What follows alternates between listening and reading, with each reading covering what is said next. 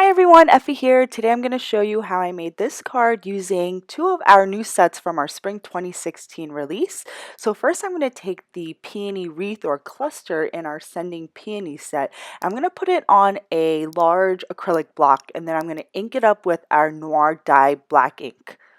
Then I'm going to take the stamp and stamp it on an A2 size horizontal card panel, and I'm just going to stamp it on the top left corner and the bottom right corner. I'm not going to be coloring or anything today. I'm just going to be doing some straight up stamping. So after I stamp the Sending Peonies cluster, I'm going to take my heat tool and just zap my card panel because I will be doing some embossing and I don't want the embossing powders to stick over the peonies. You may want to prep your card panel with some anti-static powder tool at this point. So I had a smudge on my panel and I just erased it away with my Tombow sand eraser.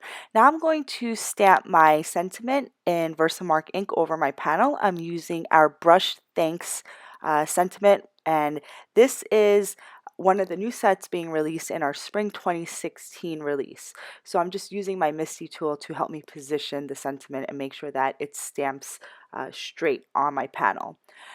After I've stamped the thanks with some Versamark ink, I'm going to spoon on some gold embossing powder. Next, I'm going to brush away the stray embossing powders with a paintbrush. After this, I'm going to take my heat gun and just melt all of that embossing powder. It's magical, isn't it? After I melted all the embossing powder, I'm going to trim my card panel on the top about 1/8 of an inch. Then I'm going to take a top folding A2 size card base and I'm going to ink the top and bottom edges with some Versamark ink because I am going to gold heat emboss the card base with the same embossing powder that I used for the thanks sentiment.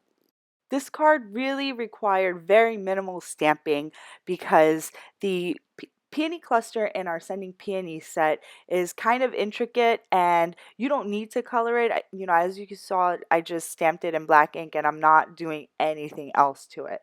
So this was a quick and simple, clean and simple card that I made in probably under 5 minutes. Once all the heat embossing was finished, I'm going to adhere my stamped panel right over my card base, and you're going to see that shiny gold wink out from behind the stamped panel, and it's going to give it a really nice finished look. Once I adhere the stamp panel onto the card base, I'm going to apply some sequins onto my card, and I'm going to apply them in a visual triangle. I'm using our glossy black sequins in 10, 8, and 6 millimeter, and also our matte gold sequins in 8, 6, and 5 millimeter. After the sequins are adhered, the card is now finished. I hope you all enjoyed today's video. I hope that you'll stop by the blog and check out some of the new stamps being released in our Spring 2016 release. Thanks for stopping by, guys. See you next time.